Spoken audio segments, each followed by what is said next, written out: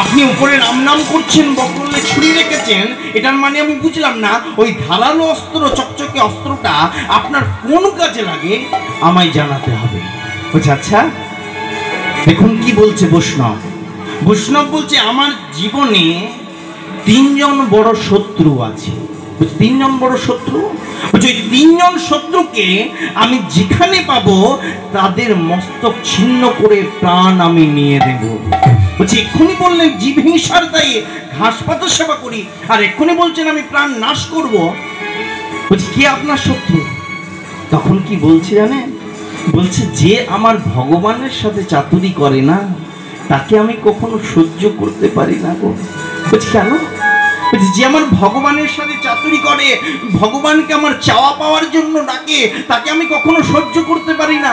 বলছে কেন? কে আপনার শত্রু?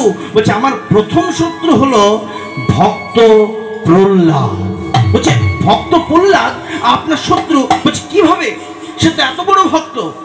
বলছে যখন ওই ভক্ত প্রহ্লাদকে উঁচু টিলা থেকে ছুঁড়ে ফেলে দিয়েছিল, ওই ভক্ত প্রহ্লাদকে যখন গরম তেলের কড়াইয়ে ছেড়ে দিয়েছিল, তখন ওই ভক্ত প্রহ্লাদ কেন বলেছিল প্রভু তুমি আমায় রক্ষা করো? কেন বলেছিল? তাহলে সে তো ভগবানকে চাওয়া পাওয়ার জন্য ভালোবাসছে। আপনার দ্বিতীয় শত্রু? বলছে আমার দ্বিতীয়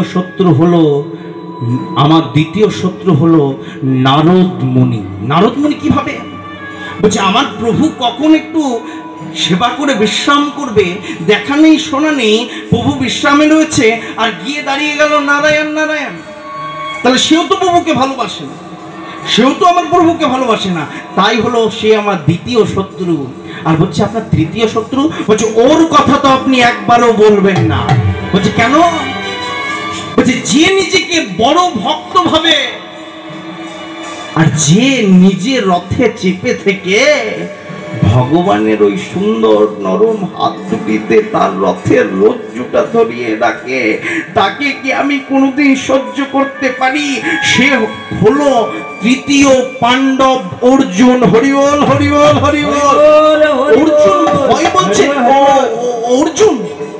অর্জুন ভয় পেয়েছে। বলছে ও অর্জুন।